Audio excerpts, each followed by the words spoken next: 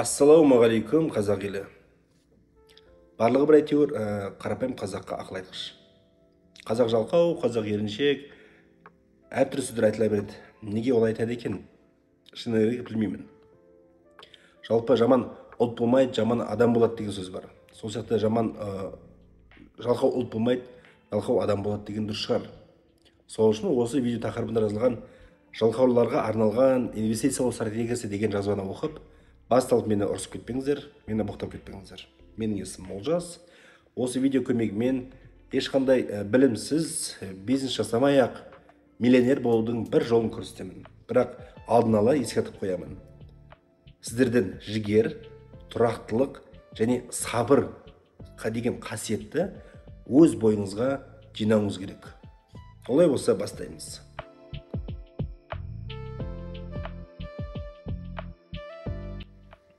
Менің айтқым келгені, бос уақыты жоқ, инвестицияға әлеміне қатысты ақпаратты ізденіп, күнде жаңалықтарды оқып, бас қатырғысы келмейтін және басқа да себептермен толықтай кіріскісі келмейтін, бірақ қор нарығы арқылы пассивті табыс потогын жасауға немесе ертерек пенсияға шығуға, болмаса бір үлкен ақша жинақтауды жоспарлап жүрген адамдар болса, осы видеодағы инвестициялық құралдарды қолданған абзал деп ойлаймын.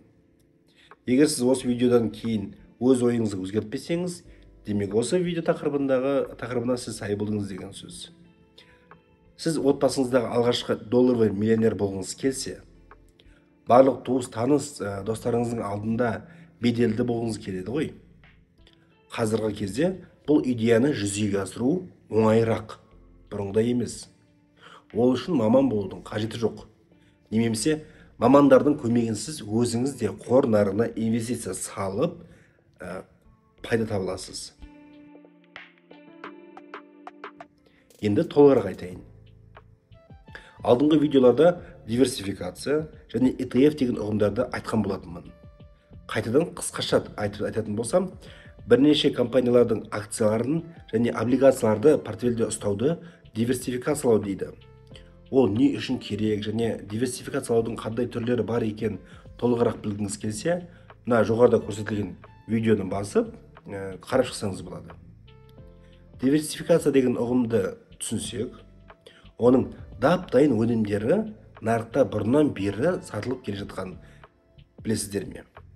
Яғни әртүрлі акцияларды сатып алып, олардың котировкаларын қадағалап, отчеттарын тексеріп, жаңалықтарды оқып отырып, уақыт жоғалтпас үшін арнайы қорлардың бөлшектері ETF алған өте жақсы шешім.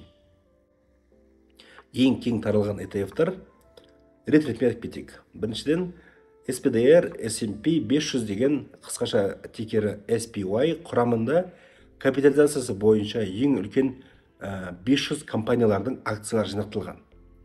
Яғни бұл ETF-ті алған кезде, сатып алған кезде, сіз сразу 500 компанияның акциялары мен бөлшектерін сатып алғанмен бірдей боласыз.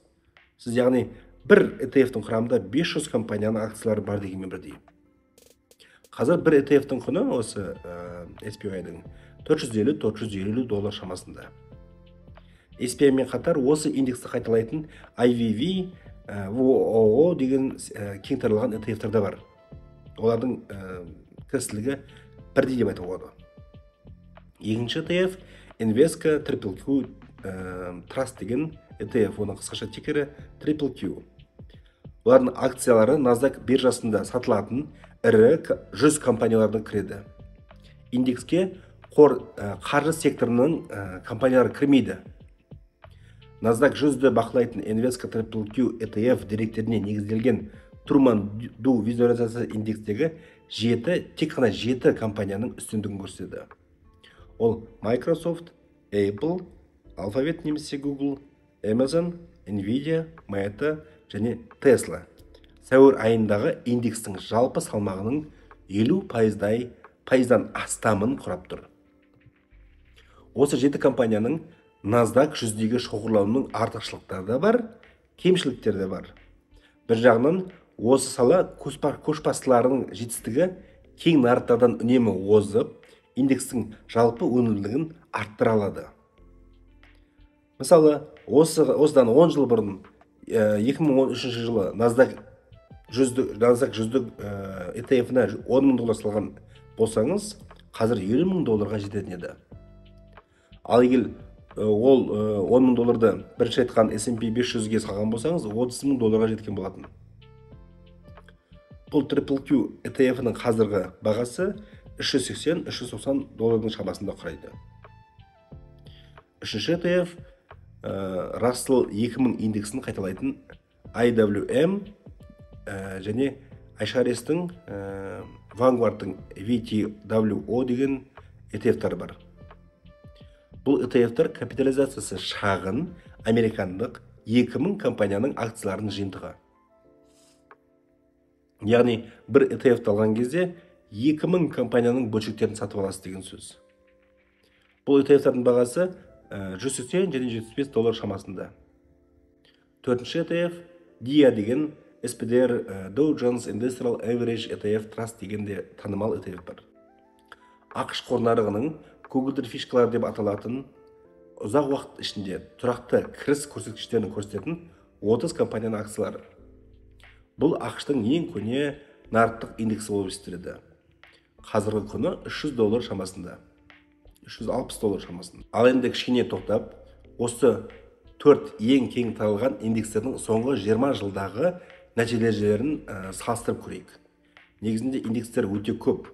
Денсаулық сақтау компанияларына, акцияларына, материалдар және шикізаттарға арналған, энергетика саласындағы, күнделікті қолданатын заттарға арналған, жылжымайтын мүлік бойынша, финанс саласындағы мекемелер және басқа да салалар бойынша дайындалған индекстер және сол индексті қайталайтын ETF-тар өте көп. Менің ойымша, осы кең таралған индекстерді салыстырып көрген абзал. Және неге ұзақ мерзім десеңіз 20 жылды. 20 жыл дегеніміз ол инвестиция әлемінде көп мерзім деп атауға болмайды. Орташа мерзім деп десек те болады. Оны қазір сіздерге түсіндіріп беремін. Кеңірек. Мына графикке қарасаңыз, ай сайын 100 доллар салған болсаңыз, 20 жылда сол 100 долларыңыз 24.100 долларға айналған болатын еді. Ал ол ақшаға сразу IWM ETF-ін сатып алған болсаңыз, ол бағанағы 2000 компанияның акциясы. Ол ақшаңыз 44.500 доллар болатын еді. Ал DIA ETF-ін алған болсаңыз, бағанағы 30 компанияның ETF-і 54.300 доллар болатын еді. Ал SPY ETF-ін алсаңыз, бағанағы 500 компанияның ETF-і ол 62.270 долларға жететін еді. Ал QQQ ETF-ін алған болсаңыз, 128.275 долларға жететін еді. Яғни 5 есе көп ақша тапқан болатын едіңіз. Бұл мысалдардың бәрі дивиденд бағасын қоспағанда, оны қоссақ, бұдан да көп болады. Егер графикті қарасаңыздар, 2013 жылы және 2012 жылдар аралығында 9 жыл бойы динамикасы өте аз. Одан кейін өте жылдам түрде ETF-тардың динамикасы жоғарылай береді. Сол үшін инвестиция жасаған кезде мүмкіндігінше өте ұзақ мерзімде жасаймын деп алдын ала психологически дайын болған дұрыс. Төмен жағында жасыл және сарғыш түсті тігінен көрсетілген графикте сол 100 долларды теңге күйінше Қазақстандық кассе қорының индексінің ETF-на салып отырған болсаңыз, осы 20 жылдың ішінде сіз 5.924.000 теңге жинасаңыз, ақшалай, сол ақшаңыз ETF арқылы, кассенің ETF арқылы 13.728.000 теңгеге айналған болатын еді. Ешқандай жұмыс жасамай-ақ. Енді өзіңіз көргендей, теңгенің девальвациясының арқасында біз ақшаны теңге күйінше жинаған болсақ, құндылығын 2 есе түсіріп алған болатын едік. Ал мүмкін табысты 4 есе аз болады.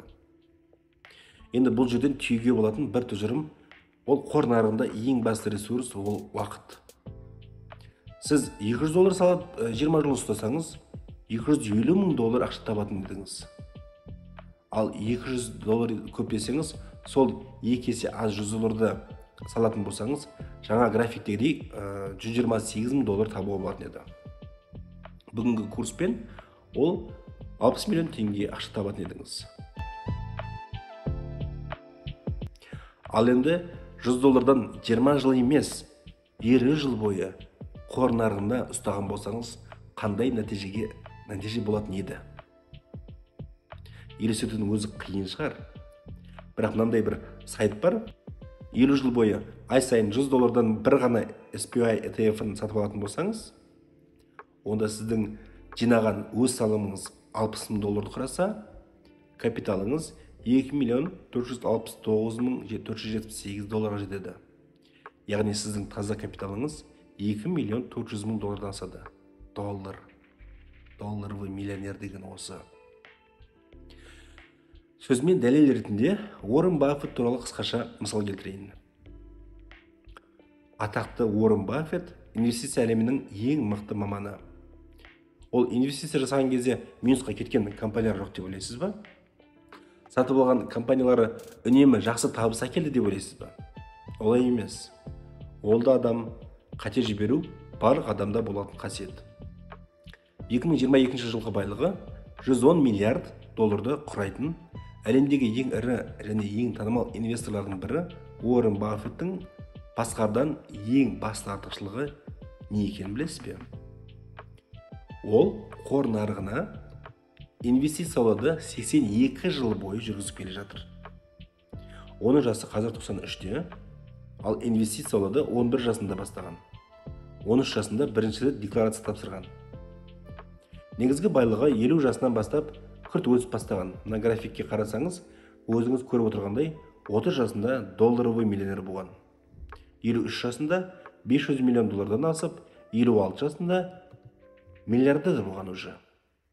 Міне күрделі пайыз бен уақыттың қалай сіздің ақшаңызды өзіне өзі жұмыс жасап, ақша алып келіп жатқанын көре аласыз. Сол үшін қор нарығына жіберілген ақшаны мен өзім үшін қайта шығармаймын деп шештім. Бұл видео жасауымның басты себебі инвестицияға аз ғана уақыт бөліп, жақсы пайда көруге арналған портфельді көрсеткім келді.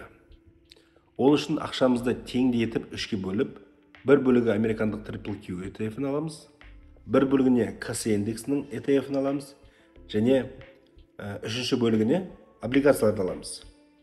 Бұл портфель өте жақсы әртараптандырылған және жақсы диверсификацияланған портфель болып есептеледі. Және бір айтатын жайт, инвестордың жасына байланысты облигациялардың портфельдегі бөлігін анықтауға болады дейді.